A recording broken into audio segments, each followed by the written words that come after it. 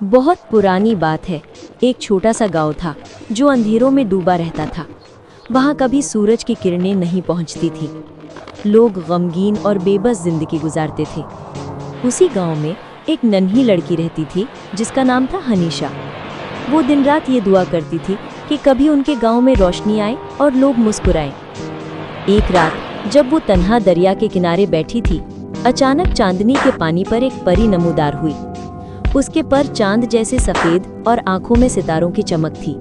परी ने कहा, मैं चांदनी परी हूँ। मैं सिर्फ उनके सामने आती हूँ जिनके दिल सच्चे और नेक हों। बताओ नन्ही लड़की, तुम्हारी सबसे बड़ी ख्वाहिश क्या है? हनीशा ने कहा, मुझे अपने लिए कुछ नहीं चाहिए, बस ये अंधेरा दूर हो जाए ताकि मेरा गांव खुश हो जाए। परी मुस्कुराई और अपने हाथों से एक नन्हा सा सितारा हनीशा की हथेली पर रख दिया।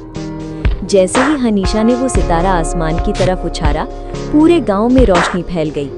अंधेरा खत्म हो गया, सब लोग मुस्कुराने लगे, बच्चे खेलने लगे और गांव में खुशी लौट आई। लोग हैरान थे कि ये सब कैसे हुआ, मगर वो जानते थे कि ये हनीशा के नेक दिल और चांदनी परी का मौजज़ा था।